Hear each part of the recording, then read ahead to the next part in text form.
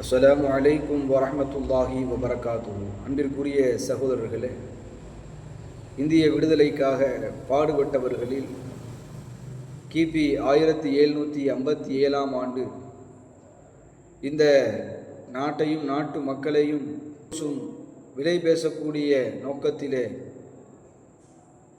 இருந்த கிழக்கு கம்பெனி அதிகாரி Robert Clive, lieutenant Robert Clive அவர்களை, அந்த ராபர்ட் கிளைவ் என்று சொல்லக்கூடிய வெள்ளையனை வெளியேற்றுவதற்காக மிக அயராது பாடுபட்டவர்கள் சிராஜுத்தௌலா ரஹ்மத்துல்லாஹி அலை அவர்கள்.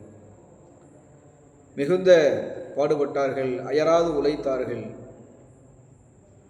வெள்ளையர்கள் இந்தியாவினுடைய சுதந்திர போராளிகளை உள்ளே அடைத்து கொடுமைப்படுத்துவதற்காக ஒரு சிறையை கட்டினார்கள்.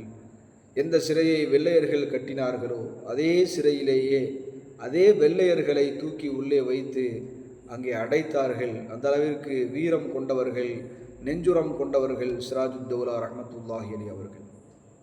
கல்கத்தாவினுடைய துறைமுகத்தை வெள்ளையர்கள் சுற்றி வளைத்துவிட்ட அந்த சமயத்தில் அவர்கள் அந்த துறைமுகத்தை அவர்கள் தாக்கினார்கள். அந்த வெள்ளையர்களை எதிர்த்து போரிட்டார்கள். கடுமையாக காற்றடித்தது, மிகுந்த அதிகமாக மழை பெய்தது.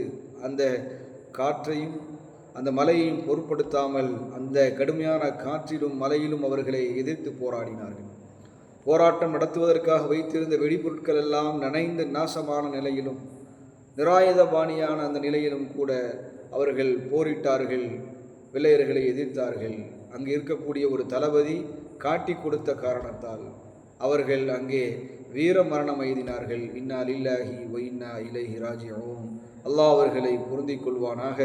இதை இந்த சமூகம் அறிந்து கொள்ள வேண்டும் என்பதற்காக நாம் இங்கே இதை தெரியப்படுத்துகின்றோம்.